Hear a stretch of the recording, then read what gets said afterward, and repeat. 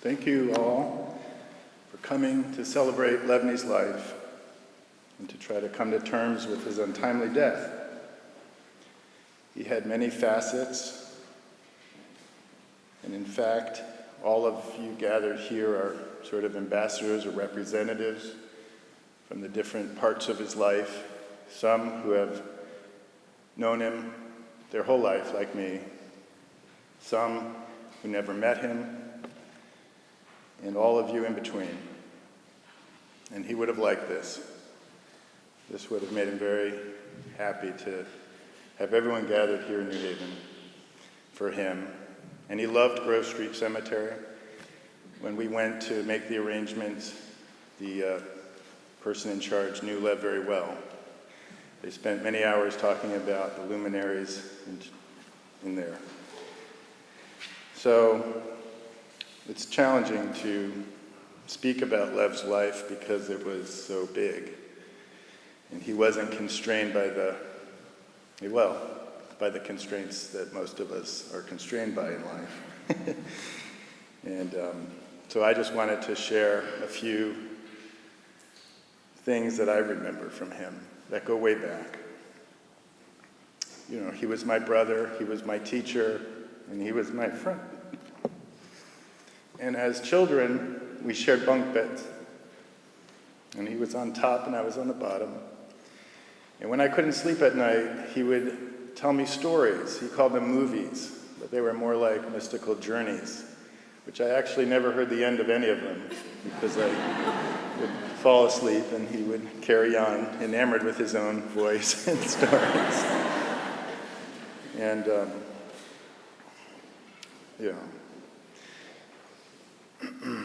And I loved hearing his stories, and he loved telling them. And that was a theme that persisted throughout our relationship and throughout our lives together. And another aspect of him that expressed himself throughout his whole life was his appetite for adventure.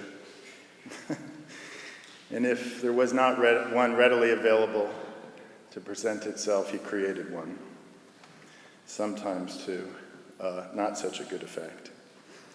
But he was Don Quixote, and I was his Sancho Panza. And we turned our house into Skylab in the 70s and crawled through the hatch, our bedroom window, in hockey helmets and ski boots and made our first moonwalk on the roof. And he transformed the downstairs living room into the newsroom of the Washington Post and insisted that he was Woodward, and we could be the rest. We built tall ships in '76 out of scraps of wood and chopsticks. In the blizzard of '78, we built ice fortresses, became polar explorers and Eskimos, Nanook of North Ford.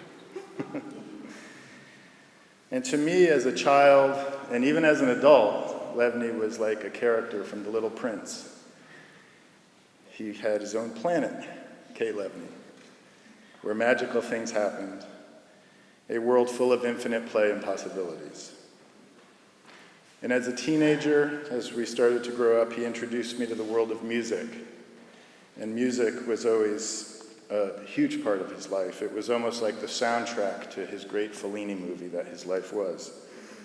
And he introduced me to the Sex Pistols and the Clash and Lou Reed, and of course, the one who became my favorite and was always his, Bob Dylan. And his adolescence can somehow be dated to the emergence of the punk rock scene of the 80s. And I don't know how we went from listening to Free to Be, You and Me, to Kansas, to the Dead Kennedys almost overnight. But that was Lev. And as we got older, things got a lot more colorful. He greased back his hair, he wore long trench coats, got tattoos, shaved his head, got a mohawk, and went down paths that I didn't follow. And as we did grow, our paths diverged. He went into art and I went into business.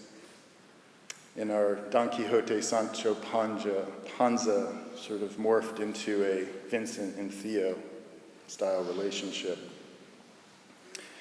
And as an adult, I looked after him, his affairs, financial, legal, medical, whatever I could do to help keep him on track.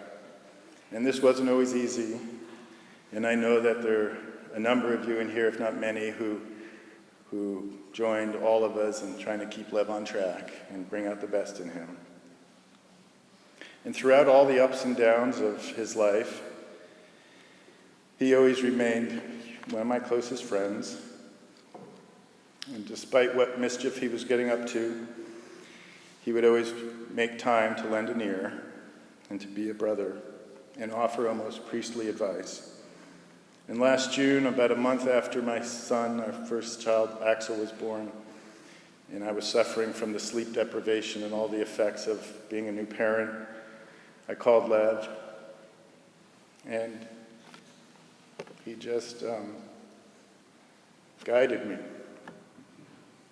And very matter-of-factly said, it's going to be all right. Listen, if I can do it, you can do it. And he said, and look at Yuka. Yuka's proof. Everything's going to be okay. And so it was. But it was a great last gift he gave me. And now he's gone. And the whole of that he leaves is vast, and the pain is sometimes overwhelming. And when he was alive, he said to me, when I die, I know that you'll know what needs to be said about me and what needs to be done. And so I couldn't not stand up here and speak to our mother and to his son, who were the two tethers of his life. And if anyone could ground Levni, they provided that. And he loved my mother so much and tried to please her in her way. And in some way, they were a great clash of cultures, and in the other way, they were very similar. And Yuka, you were the life for him, the world, the future, and all the best that life had. And I know that you will feel his loss more than all of us. But anyway, I just want to say to my dear brother that you gave us so much joy, a good dose of sadness. You lived fully and passionately. And I know we'll all miss your words, your laughter, your hands, your presence, your paintings. I wish you peace on this next great adventure of yours. I love you and Godspeed.